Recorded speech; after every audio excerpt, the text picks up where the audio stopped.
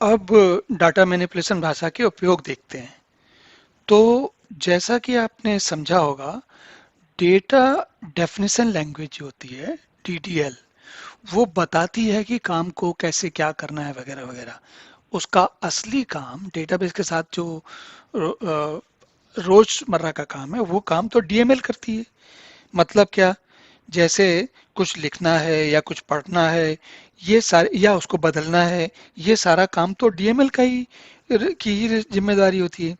तो और डाटा को उसको निकालने के समय सॉर्ट करना है, उसके साथ कुछ जोड़ना घटाना है। सॉर्ट करना मतलब उनकी छटनी करनी है, या उसमें से कुछ जोड़ना है या कुछ घटाना है। अगर डीएमएल नहीं होगी तो डीएमएल जो है, किसी काम को करने का जो असली जो यंत्र है वो डीएमएल है।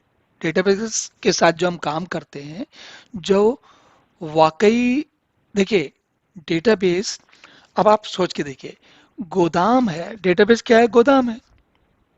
गोदाम में सामान रखा हुआ है।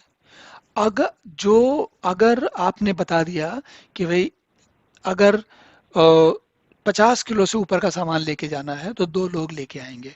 अगर 5 किलो का सामान है तो ये बच्चा भी मतलब बच्चा यानी कि कमजोर व्यक्ति भी ला सकता है।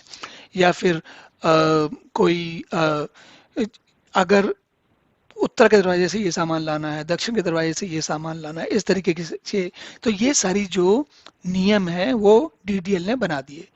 लेकिन अब जब असल में काम करने जाते हो तो जो लोग, कौन से लोग आएंगे आपके साथ काम करने के लिए, वो क्या कर सकते हैं, और आज किस लाना है कि रखना है। आज पिछले वाले डाटा को केवल पढ़ लेना है, या उसको हटा देना है, अब नया डेटा लेके आना है, या फिर जो अभी लाए बीच में डेटा, उसमें से कुछ बदलना है। जैसे एक उदाहरण समझिए, ये टेबल ली हमने।